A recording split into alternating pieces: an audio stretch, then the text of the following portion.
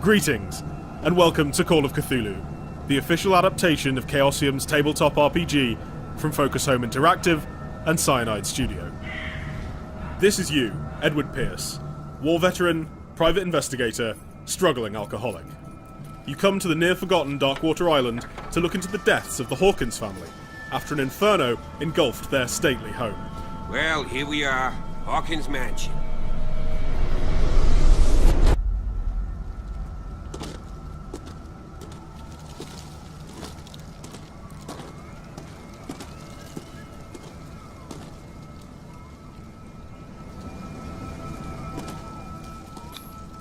$1693. This house is much older than it seems.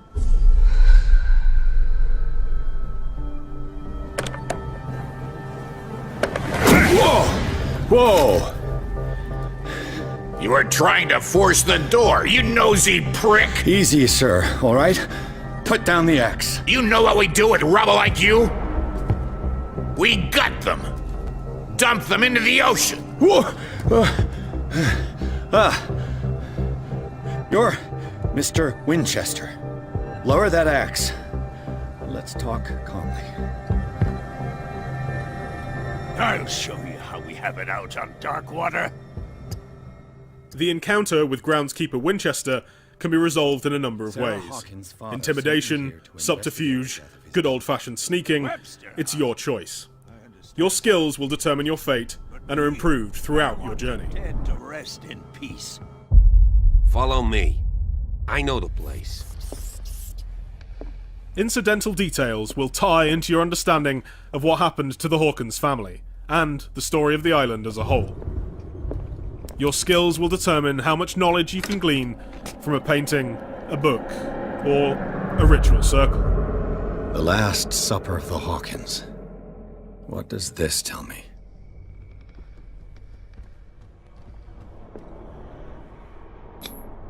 They seem happy, but Charles is already looking off into the future. His marriage just a stop along the way. Let's see if I can find something the cops missed.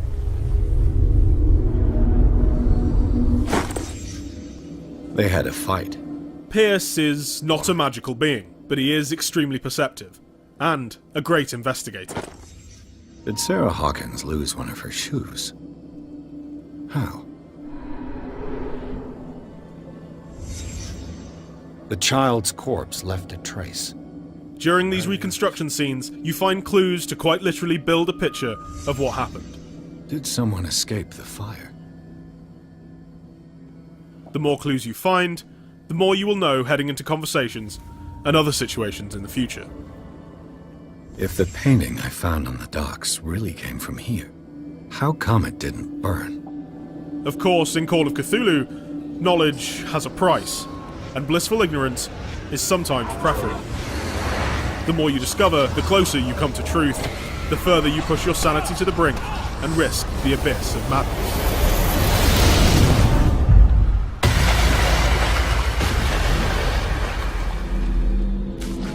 Your journey is just beginning.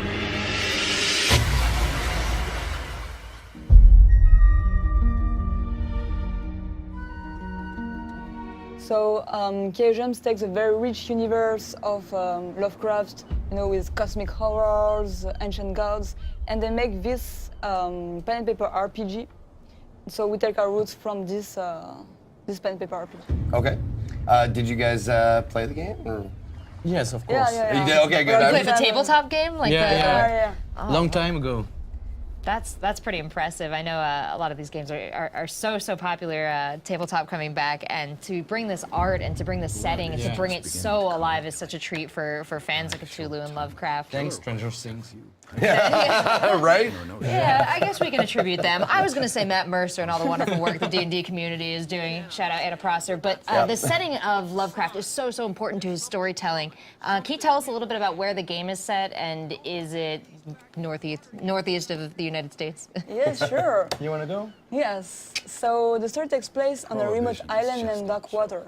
You will play as Edward Pierce, a private investigator from Boston in the early 20s. So the story starts like a normal Lovecraft story. So we've been hired to investigate on a very suspicious fire accident that took the life of the Hawkins family. And as long as you progress and Pierce gets closer to the truth, he will fall into madness and yeah, nothing good at the end. And are we trying to fall into madness? Are we trying to avoid and hold off madness as long as we can more here? the latter, yeah. All right. And how does the madness as it encroaches upon our player affect the gameplay? Yeah, it's a core question to this game. So it's not about a system properly, okay? We try Let's to get put the him another player drink. inside the shoes of the protagonist of a Lovecraftian story. So the point is to make him become mad, because every protagonist in a Lovecraft story becomes mad in the end.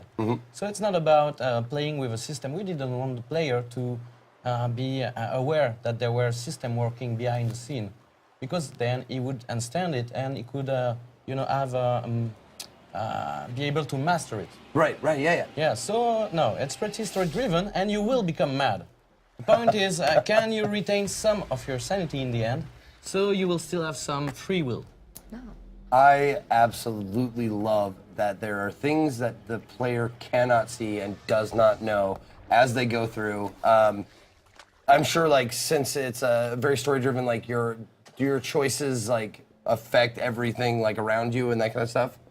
A photograph. Yes, not every choice, but yeah, you have at several points in the game some very important choices or action to take or not to take, or decision to know about something or to just ignore it.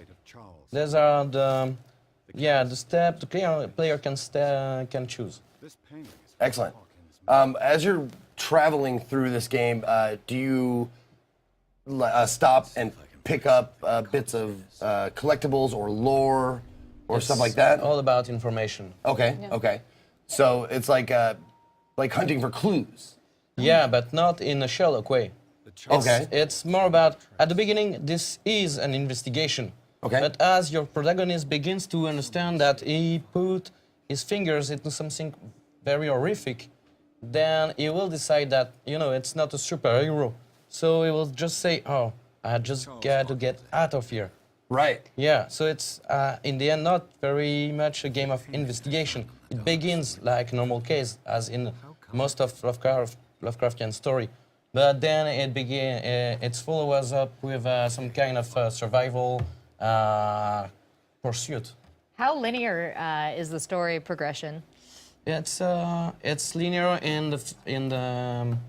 you do every chapter in a given order. Okay. But in every chapter you have branches. It depends on how you build your characters, the skills you decided to upgrade or not, the choice you've made, the action you took, and the relationship you developed with the main characters of our story. For example, you want to reach your objective, you can use your skill and lockpick a door, you can use your athleticism to push obstacles, you can talk to some cop and make friends with him, so he allows you to pass through the main door, or you can, learn things about the tunnels underneath and decide to go that road. Okay, so there's a RPG system in place. Yes. Okay.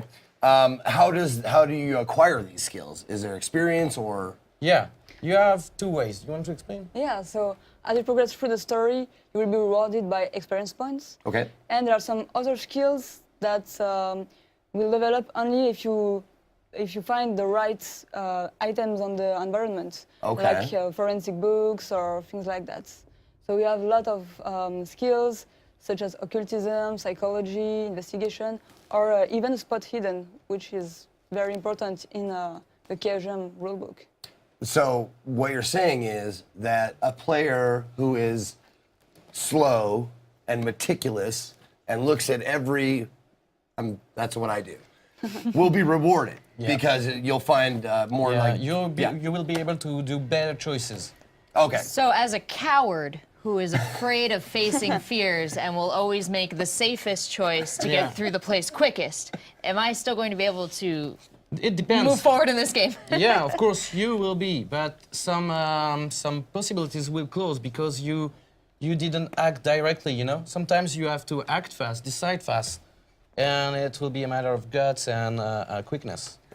Well, my question is, we see a lot of games draw inspiration from Lovecraft and Cthulhu, Yeah. and pay homage to the characters in their gameplay. But this is one of the first times we've seen a game full on tackle Lovecraftian monsters. So we have a lot of favorites. You know, Cthulhu everybody loves, but there's like the fish head villagers and the weird blobby gross people. How many other Lovecraftian characters are we going to encounter? It's hard to tell without spoiling the game. Okay. That's fair. So we will encounter some of the creatures of the meadows. We will hear about other creatures of the meadows without seeing them. But as far as I can tell, we speak about... The most merciful thing in the world is the inability of the human mind to correlate all its contents. We live on a placid island of ignorance in the midst of black seas of infinity. And it was not meant that we should voyage far. Madness is not a curse. With 5 feeble senses, we pretend to comprehend the boundlessly complex cosmos. I have seen the dark universe yawning. The gods pity the man who in his carelessness can remain sane to the hideous end. Sanity is a curse. Madness offers the only freedom.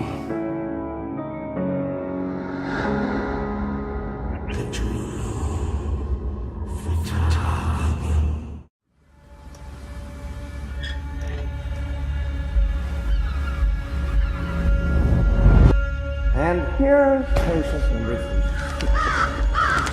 See, Margaret, from the way his hands are trembling, the subject's brain is still functioning, in spite of the posting of his tongue.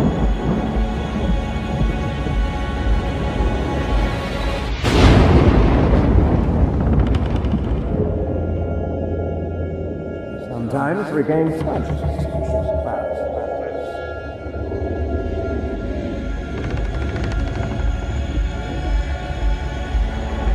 And sinks back into sleep. Hey, you! Stop right there! Come on, come back here!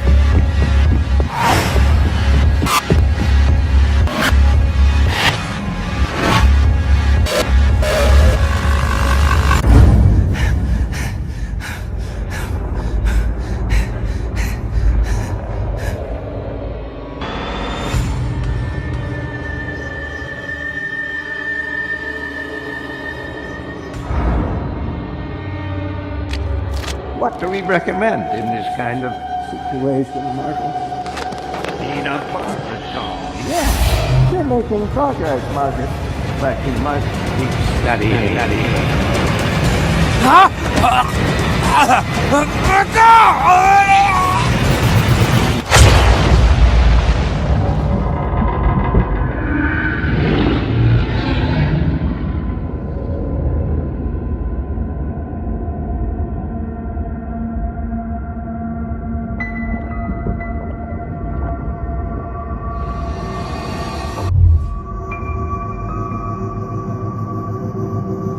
Mr. Pierce. Mr. Pierce, can you hear me? The Mason! Everything is fine, Mr. Pierce. Wait, what the hell am I doing here? It was just a nightmare. I was there! Mr. Pierce, don't Have to get back You there. have to rest. No, but the dreams, they were real! Only time can heal Diane! your affliction. Two, one.